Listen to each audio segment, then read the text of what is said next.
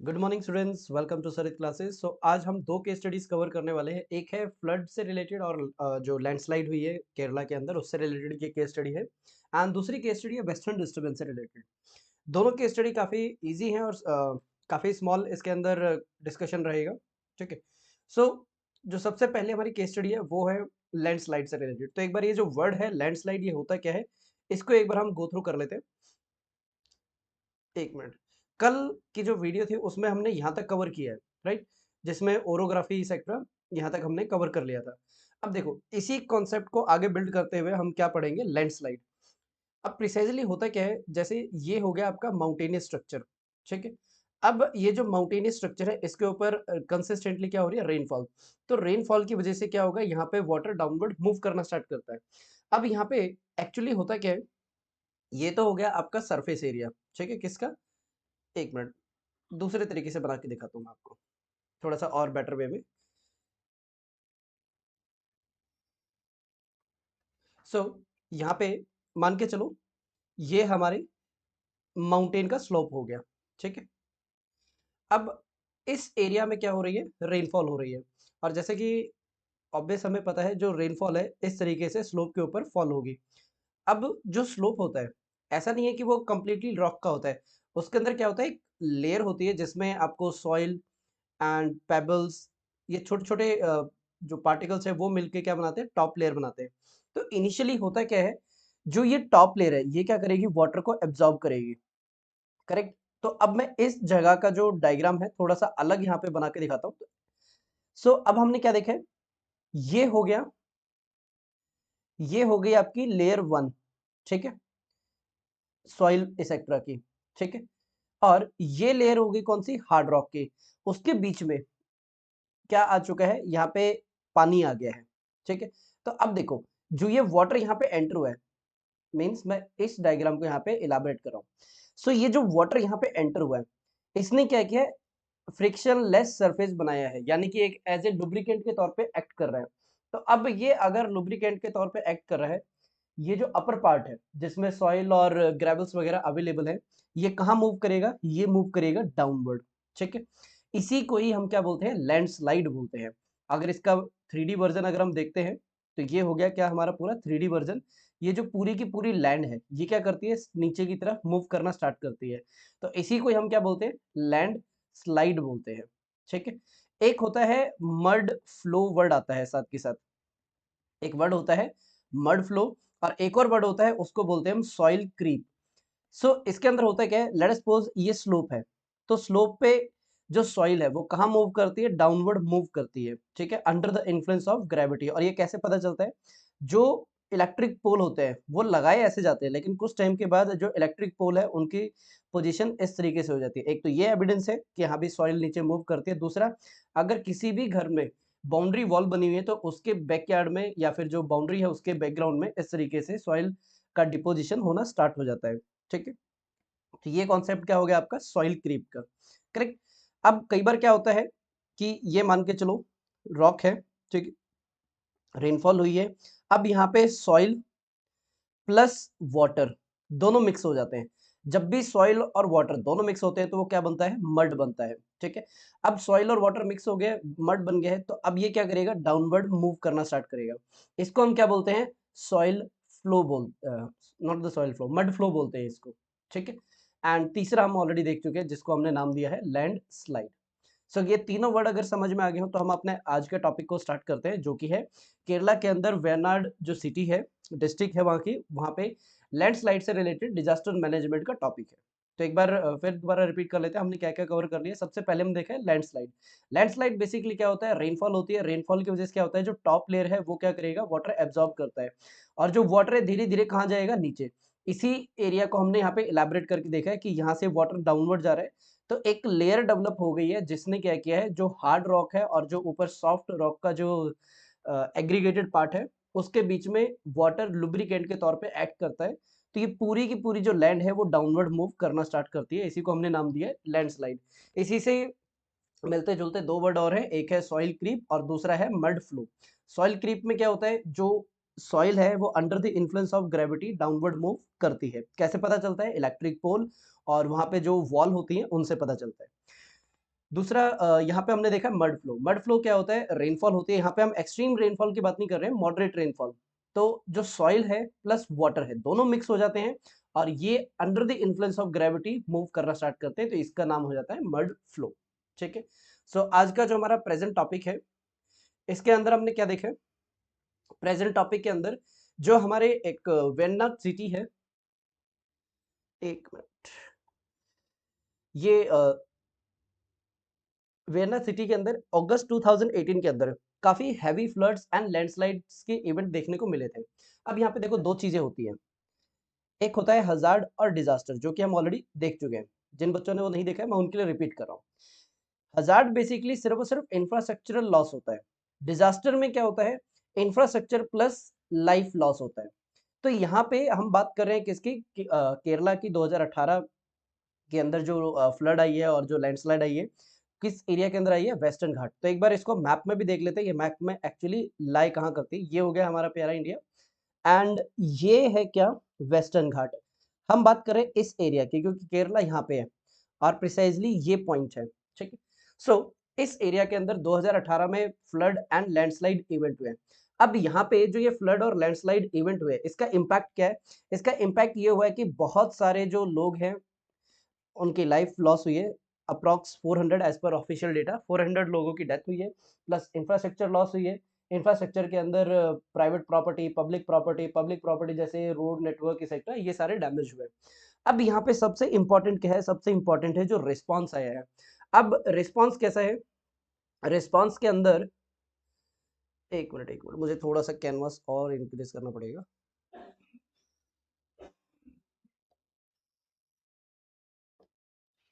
सो अब रिस्पॉन्स क्या था?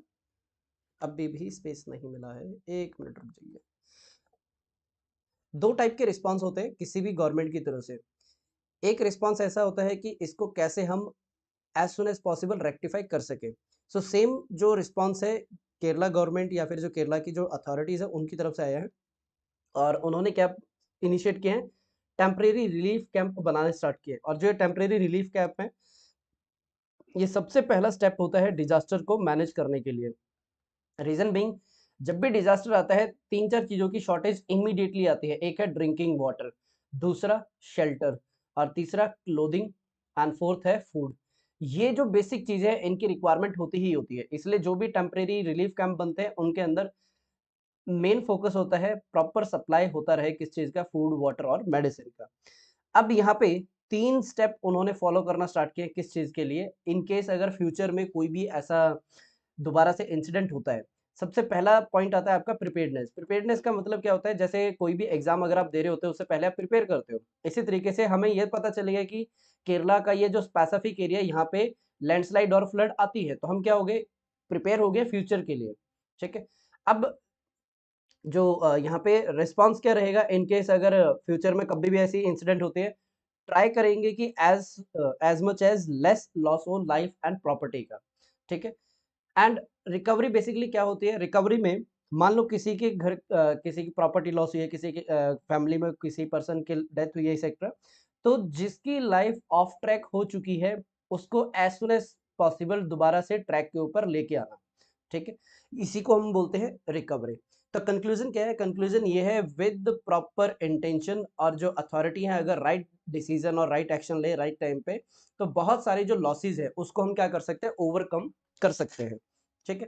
तो ये हो गया हमारा आज का पहला टॉपिक। और दूसरा टॉपिक बहुत ही इंपॉर्टेंट है, वेस्टर्न डिस्टर्बेंस। करेक्ट। तो वेस्टर्न डिस्टर्बेंस के लिए हमें एक ब्रीफ ओवरव्यू लेना पड़ेगा पूरे वर्ल्ड मैप का, वहां से स्टार्ट करते हैं। ठीक है। कल हमने मॉनसून देखा है एक ब्रीफ ओवरव्यू के साथ, तो आज हम देखते हैं वेस्टर्न डिस्टर्बेंस। ये एक्चुअली होता क्या है? वेस्टर्न डिस्टर्बेंस बेसिकली ये कॉन्सेप्ट इसके नाम के अंदर ही छुपा हुआ है। ठीक है। ओके, मैं दोबारा से बना देता हूँ, टच हो गया है।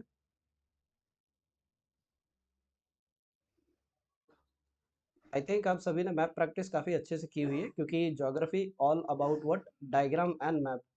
अगर अच्छे से आते हैं सो आपके लिए काम बहुत आसान हो जाता है। सो हम स्टार्ट करते हैं क्लाउड फॉर्मेशन से। ये कौन सा रीजन है? मेडिटेरेनियन रीजन है। मेडिटेरेनियन रीजन में क्या होता है? हीट। ठीक है। मतलब यहाँ पे जो सनलाइट है वो एब्जॉर्ब होगी पानी के अंदर, एंड यहाँ से क्या होगा, लो प्रेशर डेवलप होगा। ठीक है, यहाँ से जो विंड है ट्रैवल करना स्टार्ट करेगी किसकी तरफ, इंडिया के साइड में। ये वैसे सिंगल ब्रांच होती है, ये कहाँ मूव करना स्टार्ट कर रही है, इंडिया के साइड में। ओरिजिनेट कहाँ से हुई है, ये ओरिजिनेट हो रही है, बताओ बताओ, अभी बताया है कहाँ से ओरिजिनेट हो रही है, ये ओरिजिनेट हो रही है मेडिटेरेनियन सी से। और अगर मैं यहाँ पे बात करूँ, ये जो पूरा एरिया है इंडिया के किस साइड में है, ये है वेस्ट के साइड में। तो पहला वर्ड क्लियर हो गया वेस्टर्न डिस्टर्बेंस का। तो पहला वर्ड है वेस्ट। वेस्ट क्यों, क्योंकि ये जो आपकी विंड है कहाँ से आ रही है, वेस्टर्न साइड से आ रही है। ठीक है, और जैसे ही ये विंड किससे इंटरेक्ट करेगी, इंडिया के साथ, ये दो पार्ट्स में बाइफरकेट हो जाती है। एक पार्ट जाएगा अपवर्ड और दूसरा पार्ट आता है लोअर साइड में। जो अपर पार्ट है वो क्या प्रोवाइड करेगा, स्नो, और जो लोअर पार्ट है वो क्या प्रोवाइड करेगा, रेन। ठीक है, तो ये जो कॉन्सेप्ट है ये है आपका वेस्टर्न डिस्टर्बेंस। अब यहाँ पे वर्ड डिस्टर्बेंस है उसको समझ लेते हैं। मान लो नॉर्मली यहाँ पे टेम्परेचर था या फिर जो विंड स्पीड थी 10 किलोमीटर पर आवर, लेकिन जैसे ही यहाँ पे वेस्टर्न डिस्टर्बेंस आता है तो विंड स्पीड लेट सपोज होगी 50 किलोमीटर, और यहाँ पे रेनफॉल हो रही है 10 सेंटीमीटर 20 सेंटीमीटर एक्सेट्रा। तो जो पहले नॉर्मल कंडीशन थी वो क्या हो गई है, डिस्टर्ब हो गई है। और किसकी वजह से हुई है, जो विंड कौन सी साइड से आई है, वेस्ट साइड से आई है। तो इसलिए पूरा नाम हो गया वेस्टर्न डिस्टर्बेंस। नाम क्लियर हो गया। तो यहाँ पे हमने क्या देख लिया, डेफिनेशन देख लिया, वेस्टर्न डिस्टर्बेंस क्या होता है, प्रोसेस देख लिया है, इंडिया में क्या इसका इम्पैक्ट है वो और देख लेते हैं।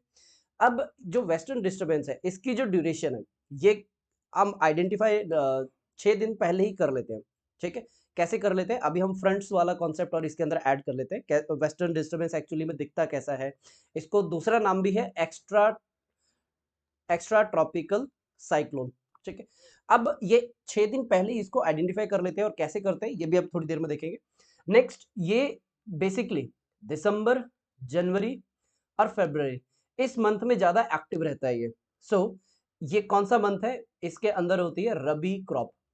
कौन सी क्रॉप होती है, रबी क्रॉप। रबी क्रॉप यानी कि आप एग्जांपल के तौर पे वीट को याद रख सकते हो। यानी ये जो रेनफॉल होती है इस एरिया के अंदर, ये रेनफॉल किसके लिए इफेक्टिव है, एग्रीकल्चरल एक्टिविटी। और प्रिसाइजली कौन सी एग्रीकल्चर है, वीट। और वीट कौन से सीजन में आती है, खरीफ या रबी, रबी के अंदर। ठीक है, सो एक कॉन्सेप्ट और यहाँ पे ऐड करते हैं कि एक्स्ट्रा ट्रॉपिकल साइक्लोन एक्चुअली दिखता कैसा है।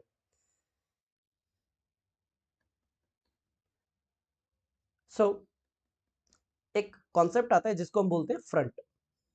फ्रंट बेसिकली क्या होता है, दो ऑपोजिट एयर मास होते हैं। दो ऑपोजिट एयर मास मतलब दोनों की प्रॉपर्टी अलग अलग होती है। देखते हैं इसका मतलब क्या है। सो यहां से विंड आ रही है।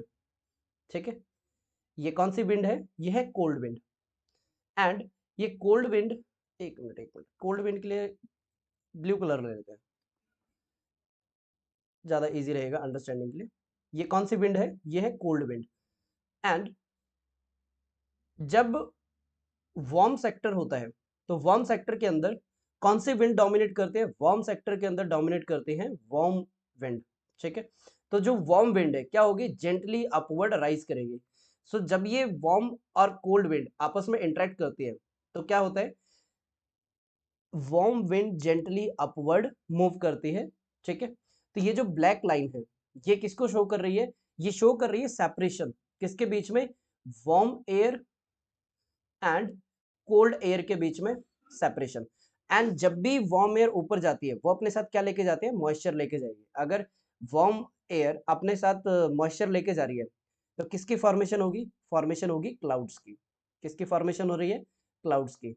एंड ये क्लाउड्स के भी अलग अलग नाम होते हैं, जैसे ये शीट जैसे देख रहे हैं तो इसको हम बोलते हैं स्ट्रेटो। ठीक है, स्ट्रेटस या स्ट्रेटो। एक वर्ड यहाँ पे याद रखना, ये है निम्बस।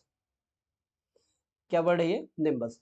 जो भी क्लाउड रेनफॉल करता है उसके नाम के पीछे या उसके नाम में हमेशा निम्बस मिलेगा।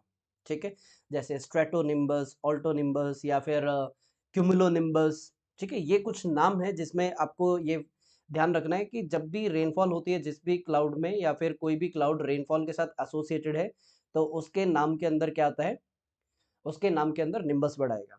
तो सबसे पहले इतने से जो हमने डायग्राम को देखा है इसको एक बार हम दोबारा से रिकैप कर लेते हैं इसको हमने नाम क्या दिया है, वार्म सेक्टर।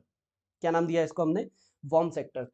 देखो सबसे पहले हमने क्या देखा, ये कौन सी एयर है आपकी, कोल्ड एयर, और ये किसके साथ इंटरेक्ट कर रही है, वार्म एयर के साथ।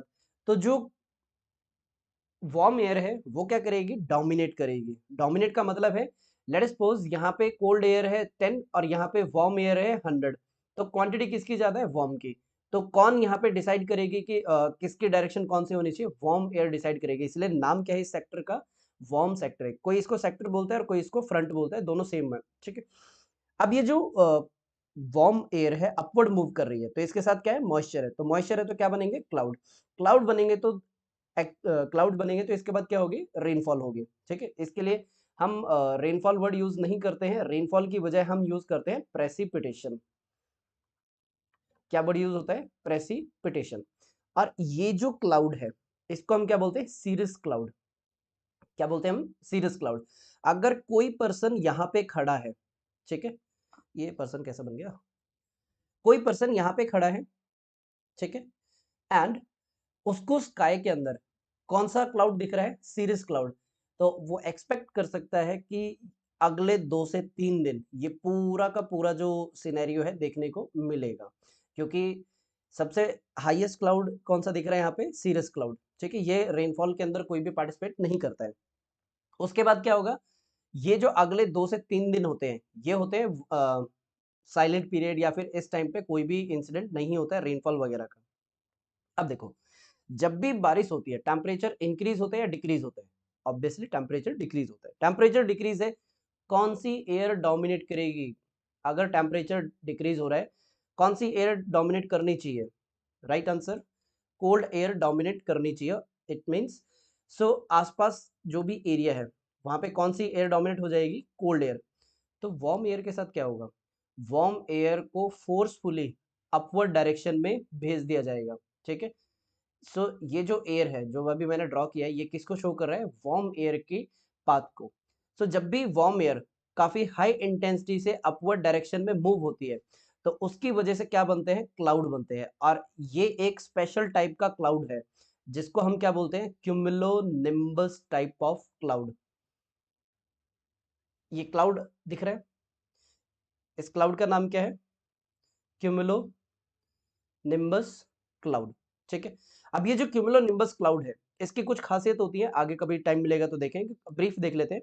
ये cumulo nimbus cloud lightning plus में थंडर प्लस में हेलस्टोन, ठीक है।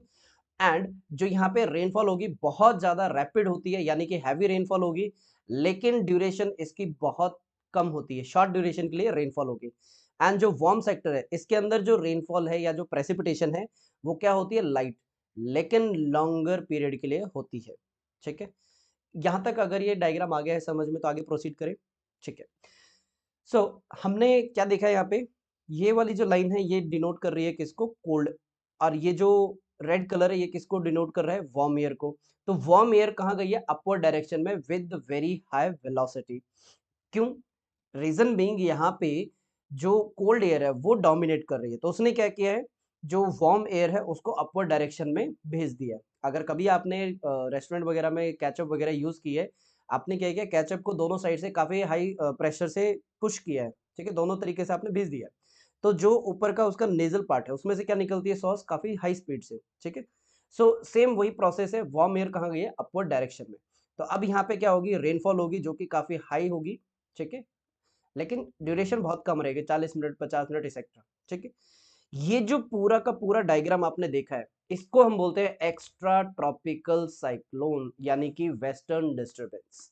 और ये पूरा का पूरा जो ड्यूरेशन होती है इस पूरे ट्रॉपिकल साइक्लोन की, ये 10 दिन की होती है। और पॉइंट ए से लेकर के पॉइंट बी तक इसका डिस्टेंस हो सकता है 3000 किलोमीटर, क्लियर। सो अभी ये जो पूरा डायग्राम हमने कवर किया है इसके अंदर हमने दोनों चीजें ऐड कर दी है, ये हो गया वार्म सेक्टर, एंड ये शो कर रहा है किसको, कोल्ड सेक्टर को, ये शो कर रहा है कोल्ड सेक्टर को। यहां तक अगर डन हो गया हो, आगे स्टार्ट करें, क्योंकि कॉन्सेप्ट पूरा समझा दिया, बस जो फ्लो चार्ट है वही आपको शो करना है, ठीक है। एक बार रिपीट कर देते हैं। बेसिकली ये शो कर रहा है वार्म सेक्टर। यहाँ पे कौन डोमिनेट कर रही है? Warm air. तो ये जाएगी जेंटली। जेंटली का मतलब है जो यहाँ पे हाइट इंक्रीज होगी, ग्रेजुअली इंक्रीज होगी। वहीं पे इस एरिया के अंदर कौन डोमिनेट कर रही है? Cold air. Cold air dominate कर रही है, तो ये वार्म एयर को काफी हाई स्पीड से अपवर्ड भेजेगी। तो उसकी वजह से यहाँ पे क्या बनता है? क्यूमुलोनिम्बस टाइप ऑफ क्लाउड, जिसकी हाइट होती है 9 से 12 किलोमीटर। हाइट का मतलब यानी मैं इसकी बात कर रहा हूँ, ये जो पूरी है ये 9 से 12 किलोमीटर की इसकी थिकनेस बोल लो या इसकी प्रॉपर हाइट बोल लो, ठीक है, ट्रोपोस्फियर के अंदर ये रहती है। करेक्ट। और ये जो पूरा का पूरा आपका क्यूमुलोनिम्बस है, या फिर इसको हम पूरे को क्या बोल रहे हैं? Extra tropical cyclone. कितने दिन तक रहता है इसका टाइम पीरियड? 7 से 10 दिन रहता है। कितने डिस्टेंस तक को ये कवर करता है सिंगल टाइम में? 3000 किलोमीटर को ये कवर करता है। ये मूव कहाँ से कहाँ करता है? ये वेस्ट से ईस्ट डायरेक्शन में ये मूव करता है। ठीक है। सो ये हमारा पूरा कॉन्सेप्ट है किसका? वेस्टर्न डिस्टर्बेंस का। सो ये जो हमने कॉन्सेप्ट है वेस्टर्न डिस्टर्बेंस का इतनी डिटेल में देखा है, इसको एक बार हम पूरा फ्लो चार्ट के कॉन्टेक्स्ट में देख लेते हैं। ये आपके GS1 फिजिकल ज्योग्राफी का पार्ट है। एंड ये हो गई definition. Extra tropical cyclone which originate in Mediterranean reason. ठीक है, डायरेक्शन है इसकी वेस्ट से ईस्ट। और उसके बाद डिस्टर्ब्ड या डिस्टर्बेंस का मतलब क्या है? एरिया के अंदर जो प्रेशर है उसका रिड्यूस होना या फिर उसके अंदर कोई भी चेंज आना। नेक्स्ट डिफरेंस क्या है मॉनसून के अंदर? क्योंकि कल हमने मॉनसून देखा है और आज हमने वेस्टर्न डिस्टर्बेंस देखा है, दोनों में डिफरेंस क्या है? डिफरेंस ये है, मॉनसून जुलाई के अंदर आता है और सितंबर तक रहता है, उसके बाद रिट्रीटिंग मॉनसून स्टार्ट होता है। वेस्टर्न डिस्टर्बेंस का कोई भी फिक्स टाइम नहीं है। यूजुअली हम बोलते हैं दिसंबर, जनवरी और फरवरी के अंदर जो भी रेनफॉल होती है वो किसकी वजह से है? Western disturbance.